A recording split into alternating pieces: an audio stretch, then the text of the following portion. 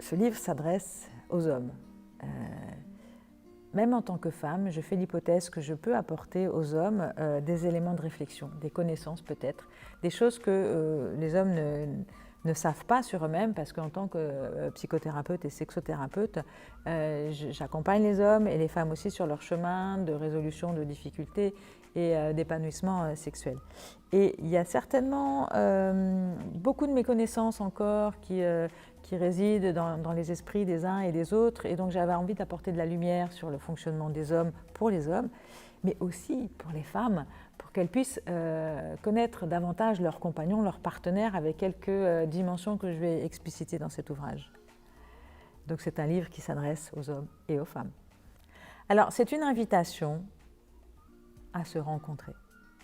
Comme dans le livre sur la sexualité féminine, là j'invite les hommes à se rencontrer eux-mêmes, c'est-à-dire à sortir des schémas très prégnants de la performance, de la comparaison aussi, de être le meilleur, être le plus fort, de la séduction, pour inviter à être, à prendre le temps d'être.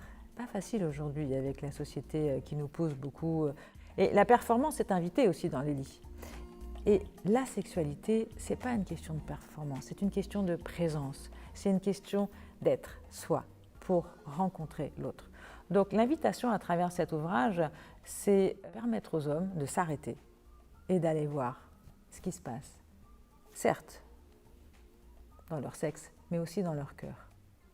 Parce que la dimension émotionnelle, elle a longtemps été évitée, voire interdite pour les hommes. Or, les hommes comme les femmes, on a tous un corps, un cœur, un sexe, un esprit. Donc on peut tous se rencontrer sur ces différents plans. Donc ce n'est pas un livre technique, c'est un livre qui invite au questionnement.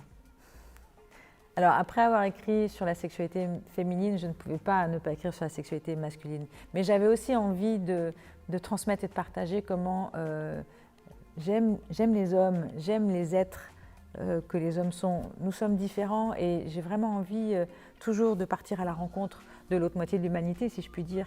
Donc j'ai vraiment eu à cœur d'explorer, de chercher, d'étayer mes propos à travers des témoignages d'hommes sur lesquels je me suis appuyée, à travers d'autres ouvrages qui m'ont beaucoup intéressée, qui ont beaucoup nourri ma réflexion, parce que j'ai un message à transmettre, autant aux hommes qu'aux femmes.